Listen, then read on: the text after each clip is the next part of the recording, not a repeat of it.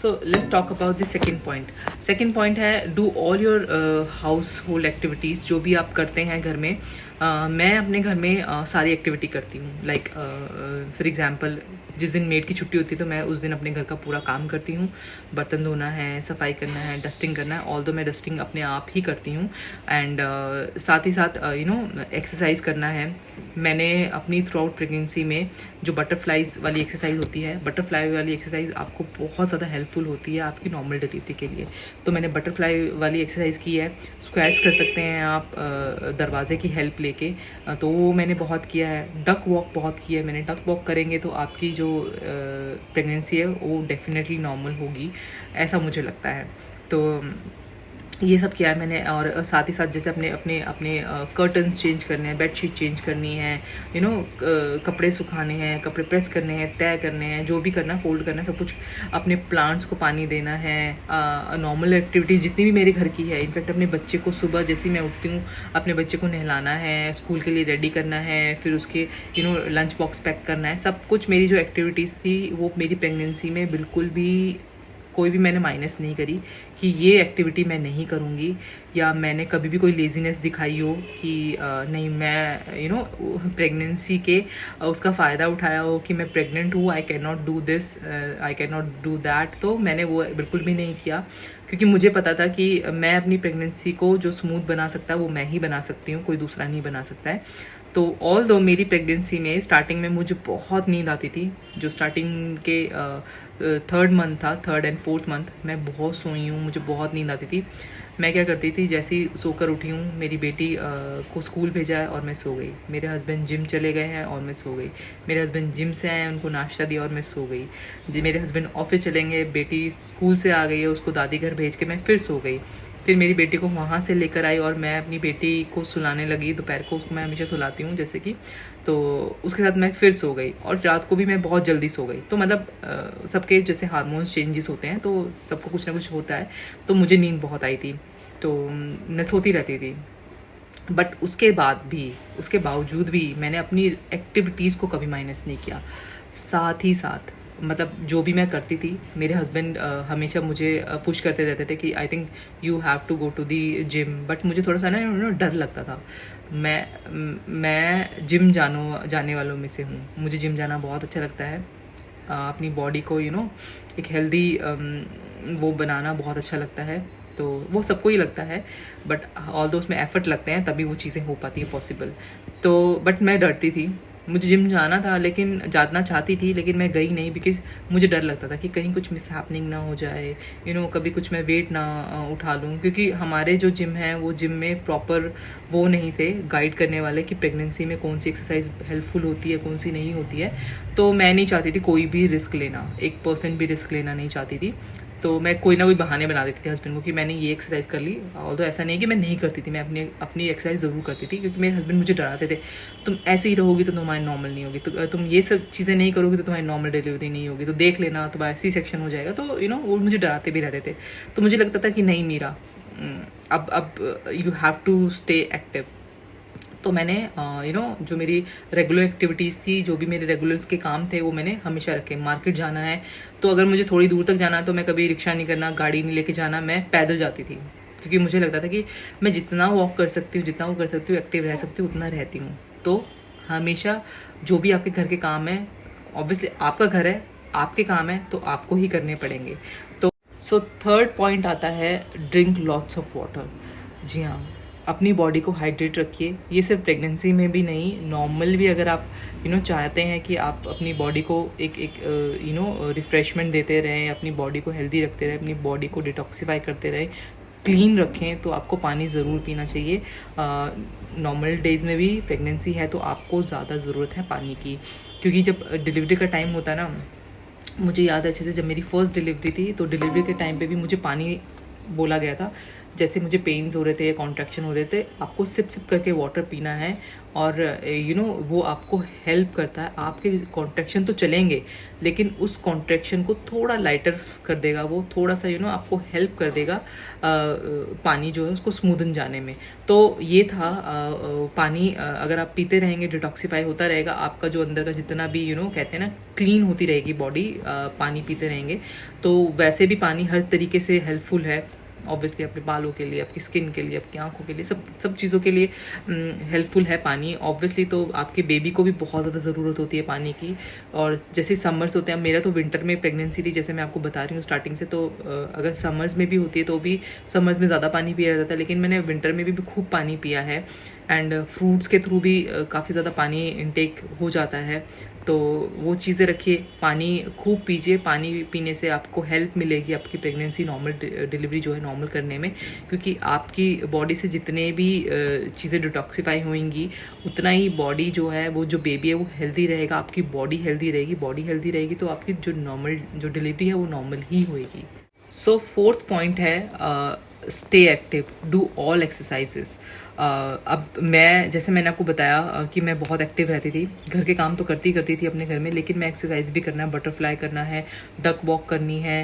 आप 5 duck walk से शुरू कीजिए, 10 ग्रेजुअली करते क्योंकि क्या होता है जब आप प्रेगनेंसी आपकी बढ़ने लगती है, आपकी जो एक्सरसाइजेस की जो पैटर्न है वो कम होने लग जाते हैं, क्योंकि आपका जो स्टेमिना है वो कम होने लग जाता है। तो आपको क्या करते रहना है कि अपने जो स्टेमिना को स्टार्टिंग से बढ़ाते रहिए, सो दैट कि वो आगे जाके अगर कम भी होता है तो आपकी बॉडी जो है वो इतनी स्ट्रांग हो चुकी होती है कि अगर आप कम भी करोगे तो भी वो आपके लिए हेल्पफुल रहेगी। तो एक्टिव रहिए। मैं क्या करती थी, मैं सुबह सुबह उठ के अपनी बेटी को जैसे ही स्कूल भेजती थी उसके वैन से, मैं सीधा पार्क जाती थी। अब मैं हमारी सोसाइटी में ही पार्क है, वहाँ पार्क में जाके मुझे अच्छे से याद है, मुझे 3 राउंड्स जो हैं वो लेने ही लेने हैं बाय एनी हाउ। चाहे मैं रुक के लूँ, चाहे मैं थोड़ा थोड़ा वॉक करती थी, फिर बैठ जाती थी, फिर वॉक करती थी, फिर बैठ जाती थी। स्टार्टिंग में तो मैं अच्छे से वॉक कर लेती थी। जैसे ही आपका जो टमी ग्रो होने लग जाता है, आप थकने लग जाते हो, टायर्ड फील करने लग जाते हो, तो आपको थोड़ा रेस्ट कर करके इस तरीके से वॉक करनी चाहिए। हालांकि आप अपने डॉक्टर से पूछिए कि आपको वॉक करना, क्योंकि ज़रूरी नहीं कि जो मैं चीज़ें बता रही हूँ आपको वही चीज़ें करनी है, लेकिन डॉक्टर अगर आप, क्योंकि वॉक आपको जो ये इस वीडियो में जो मैं चीज़ें बता रही हूँ कभी भी आपके लिए हार्मफुल नहीं होगी। अगर आप एक्सपेक्टिंग मदर हैं तो वॉक करते रहेंगे तो आपको अच्छा लगेगा, आपके बेबी को बहुत अच्छा लगेगा। साथ ही साथ आप एक रिफ़्रेशमेंट फील करते हैं, पार्क जाते हैं सुबह सुबह की जो रिफ़्रेशिंग वाली मॉर्निंग होती है। इनफैक्ट मेरी बेटी तो 7:30 बजे स्कूल जाती है, तो उस वक्त तो बहुत ज़्यादा सनलाइट हो रही होती है और बहुत अच्छा फील होता है। एंड पार्क में इतना रश भी नहीं होता है उस टाइम पे, तो आप अच्छे से रिलैक्सिंग तरीके से वॉक कर सकते हैं। वो वॉक करने के बाद मैं जैसे डॉक्टर ने मुझे बताया हुआ था, after every meal you have to walk for 15 to 20 minutes, तो वो करनी है। तो जैसे मैंने ब्रेकफास्ट किया, ब्रेकफास्ट के बाद मैं अपने रूम में ही, अपने घर में ही 15 मिनट्स अपने इसमें स्टॉप वॉच लगा लेती थी फ़ोन में, एंड उतना ही देर में वॉक करती थी।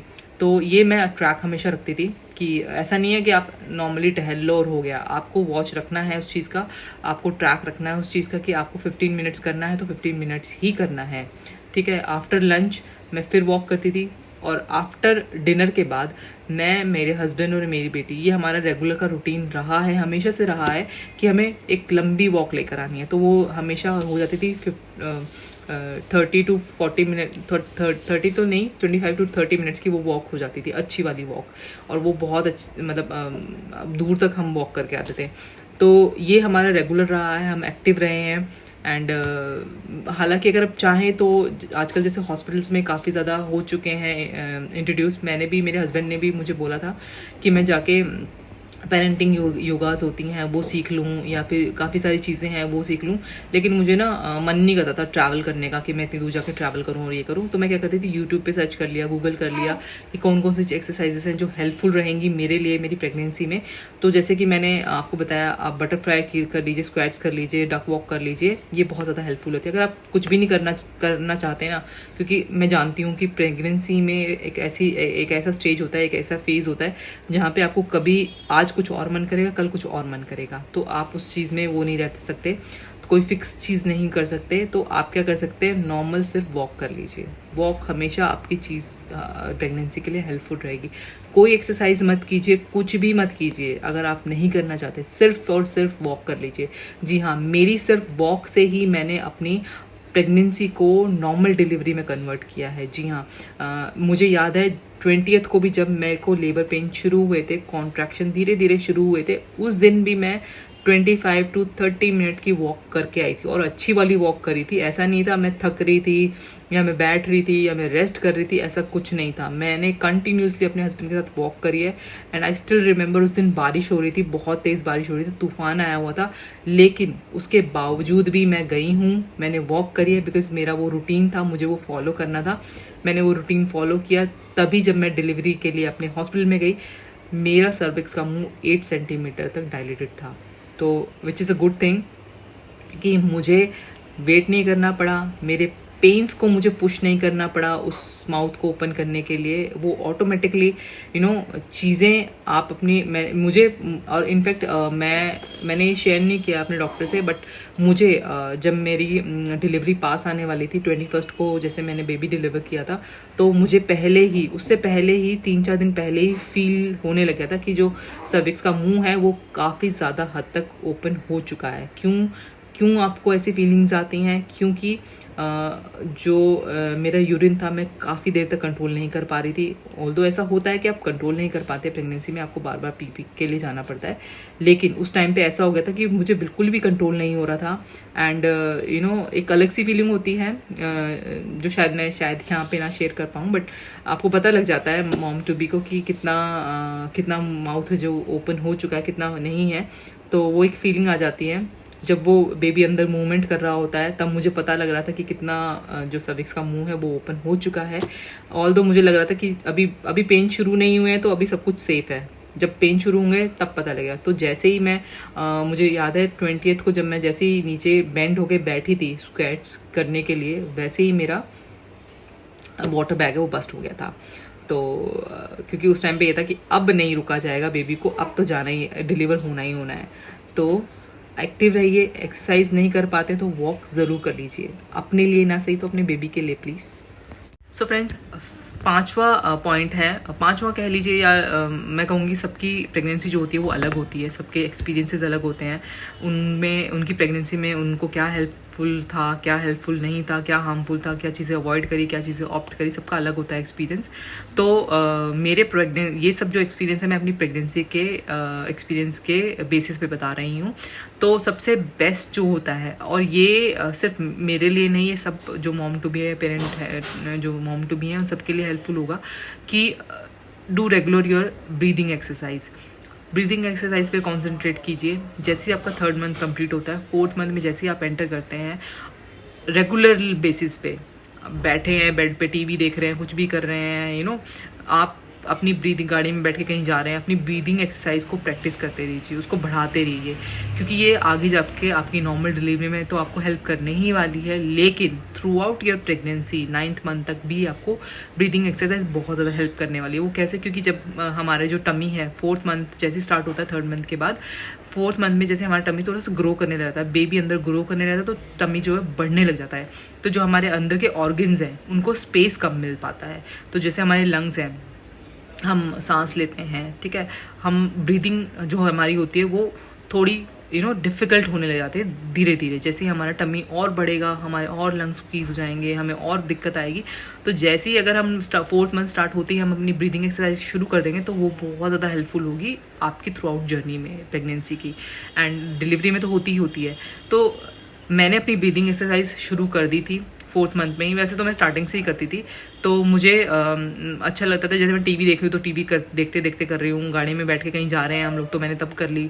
उसका कोई पर्टिकुलर वो नहीं है कि आपको कोई स्पेस चाहिए या योगा मैट चाहिए या आपको अलग से क्लोथिंग उसके लिए करनी है, ऐसा कुछ नहीं है। आप कहीं पे भी बैठ के कभी भी, जब भी आप फ्री हो, बातें कर रहे हो या कुछ भी कहीं जा रहे हो, कहीं फ्री बैठे हो, कहीं बोर हो रहे हो, तो आप ब्रीदिंग एक्सरसाइज कर सकते हैं अपनी। तो मेरा बेबी जो है वो उठने वाला है, तो मैं अपनी वीडियो जो है फटाफट कंप्लीट कर लेती हूँ। तो अपनी एक्सरसाइज ब्रीदिंग वाली ज़रूर कंप्लीट कीजिए, क्योंकि जब मुझे याद है जब मेरी फर्स्ट डिलीवरी थी और सेकंड डिलीवरी भी थी, तो डॉक्टर हमेशा ये चीज़ शाउट करते हैं कि मीरा ब्रीथ ब्रीथ ब्रीथ। तो ये क्यों कहते हैं, क्योंकि जितना आप ब्रीथ करोगे ना, आप अपने जो कॉन्ट्रैक्शन आपको फील हो रहे हैं उस टाइम पे वो थोड़े रिलैक्स हो जाते हैं। वो थोड़े जितने आपको हार्ड फील होने होते हैं ना, वो थोड़े लाइटर साइड पे फील होते हैं आपको। तो ये एक होता है। साथ ही साथ जब आप ब्रीथ करते हो ना, तो आप जो स्क्रीम कर रहे हो, जो आप चिल्ला रहे हो दर्द के मारे, तो वो जो चिल्लाना है वो और कम हो जाता है। आप ब्रीथ करते हो तो थोड़े सा आप काम हो जाते हो, आपका माइंड डाइवर्ट हो जाता है। तो ये चीज़ें हैं जो हेल्पफुल होती हैं आपकी नॉर्मल डिलीवरी के लिए। तो ये चीज़ें आप अपनी अपनी थ्रू आउट जर्नी में, प्रेगनेंसी वाली जर्नी में याद रखेंगे, ध्यान देंगे, इन पे काम करेंगे, तो आई एम कम्प्लीटली श्योर कि आपकी नॉर्मल डिलीवरी ही होगी। एंड आई विश कि जितनी भी मदर्स हैं जो भी एक्सपेक्ट करती हैं कि उनकी नॉर्मल डिलीवरी हो, अगर वो ये सब चीज़ें अपनाती हैं, इनमें से थोड़ी सी चीज़ें भी कहती है, आप ज़्यादा नहीं कीजिए। आप एक्सरसाइज नहीं कर पा रहे हैं तो आप प्लीज़ वॉक कर लीजिए, ब्रीथिंग एक्सरसाइज करते रहिए। खाने की हैबिट जो आपको बहुत ज़्यादा जो भी डॉक्टर आपको सजेस्ट कर रहे हैं वही उसको रेगुलर फॉलो कीजिए। अगर आपको मना किया, जैसे डॉक्टर ने मेरी डिलीवरी के टाइम पे मेरा शुगर लेवल थोड़ा हाई पे चला गया था, तो हालांकि मैं इतनी शुगर नहीं इनटेक करती थी, लेकिन मेरे हार्मोन्स जो चेंजेस हो रहे थे और हार्मोन्स के अकॉर्डिंगली मुझे शुगर जो वो हायर लेवल पे जा रही थी। तो मुझे डॉक्टर ने सजेस्ट किया कि आपको स्ट्रिक्ट डाइट पे जाना है, शुगर बिल्कुल कट ऑफ कर देनी है, एंड बिल्कुल भी शुगर का इंटेक नहीं करना। अगर करना चाहते हैं तो इनफैक्ट आप वो भी नहीं ले सकते हैं, शुगर फ्री भी नहीं ले सकते हैं, वो प्रेगनेंसी में हार्मफुल होती है। तो कभी भी शुगर फ्री नहीं लेना चाहिए अपनी प्रेगनेंसी में, तो वो भी नहीं ले सकते हैं। तो उसी को ध्यान में रखते हुए, क्योंकि डॉक्टर ने मुझे बोल दिया था कि अगर आपकी शुगर इससे और हाई गई तो हमें आपको इंसुलिन पे डालना पड़ेगा। मैं नहीं चाहती थी वो चीज़ें मेरे साथ हो, तो मैंने स्ट्रिक्ट डाइट पे गई अपने शुगर की। मुझे डेली चेक रखना पड़ता था, before breakfast, after breakfast, before lunch, after lunch, before dinner, after dinner. तो ये मेरा रेगुलर चेक था जो मुझे रखना था, अपनी शुगर का टेस्ट करते रहना था कि शुगर अब इस टाइम पे कितनी गई है, अब इस टाइम पे कितनी गई है। तो ये चेक रखा मैंने। साथ ही साथ अपना जो खाना था उसमें शुगर बिल्कुल कट कर दी। अगर मैं शुगर लेती थी तो जैसे खांड आती है, चीनी नहीं, चीनी तो हम वैसे भी नहीं अपने रेगुलर लाइफस्टाइल में लेते हैं, चीनी हमारे घर पे नहीं मिलेगी। शुगर अगर का इंटेक करना है तो हम खांड लेते हैं या फिर हम हनी लेते हैं। तो ये दो चीज़ें हैं जो हम लेते हैं स्टार्टिंग से। शुगर फ्री हम पहले लेते थे बहुत टाइम पहले, तो हमने वो शुगर फ्री भी बंद कर दिया क्योंकि वो वैसे भी हार्मफुल होती है आपकी बॉडी के लिए। तो खांड लेते हैं, देसी खांड लेते हैं जो आती है, गुड़ भी हम बहुत रेयर लेते हैं, या फिर हम हनी यूज़ करते हैं। तो इस तरीके से मैंने वो चीज़ फॉलो करी जो मेरे डॉक्टर ने मुझे सजेस्ट कर दी, क्योंकि आपका डॉक्टर आपको क्या सजेस्ट कर रहा है वो आपकी बॉडी के अकॉर्डिंगली चेक करके आपको बताएगा। तो वो चीज़ अपनी रेगुलर रखिए। अगर आपको डॉक्टर ने मना किया है ना, शुगर नहीं लेना है या फिर किसी भी चीज़ को मना किया है, तो प्लीज़ उसको ध्यान से सुनिए, उस पर ध्यान दीजिए कि मना किया तो क्यों किया गया है। मना आपके और आपके बेबी के फेवर में, उनके बेनिफिट में मना किया गया है, क्योंकि वो नहीं चाहते कि अगर आप अभी छोड़ देंगे ना उन चीज़ों को जो डॉक्टर ने अवॉइड करने के लिए बोला, तो वो आपको आगे जाके हेल्प करेगी। अगर आप अभी नहीं छोड़ेंगे तो आगे जाके बहुत ज़्यादा क्रिटिकलिटी हो जाती है, आपको बेड रेस्ट पे डाल देते हैं। अगर आप बेड रेस्ट पे चले गए ना, तो फिर आप कुछ भी नहीं कर सकते, ना अपनी एक्टिविटी कर सकते हैं, ना आप एक्सरसाइज कर सकते हैं, ना आप वॉक कर सकते हैं। तो ध्यान रखिए अपना और अपने बच्चे का, क्योंकि उसका ध्यान और आपने ही रखना है, अपना ध्यान भी आपने खुद ही रखना है। तो ये सब चीज़ें हैं जो मैं आप लोगों के साथ शेयर करना चाहती थी। एंड चाहती हूँ कि जैसे मेरी दोनों डिलीवरी स्मूथ गई, अच्छे से गई एंड नॉर्मल डिलीवरी हुई, तो मैं यही एक्सपेक्ट करूँगी, मैं यही विश करूँगी कि आप जो भी एक्सपेक्टिंग मदर्स हैं उनकी जो थ्रू आउट जर्नी है वो ईजी हो, और अगर भगवान चाहे तो नॉर्मल डिलीवरी हो। ऐसा नहीं है कि सिजेरियन जो होते हैं वो अच्छे नहीं होते हैं, बट जो भी है हेल्दी हो बेबी आपका और आप हेल्दी रहें, यही विश करना चाहूँगी। एंड आई होप कि आपको मेरी वीडियो पसंद आई होगी। मुझे लगता है जो मॉम टू बी है उनके लिए बहुत हेल्पफुल है ये वीडियो। तो अपना ध्यान रखिए, अपने बच्चे का ध्यान रखिए, स्टे हेल्दी, ईट हेल्दी। तो इसी के साथ मैं मीरा कटारी saying by two all, and please like करिए, शेयर कीजिए, और अभी तक मेरे चैनल को सब्सक्राइब नहीं किया तो प्लीज़ कर लीजिए यार। And thanks for watching my channel.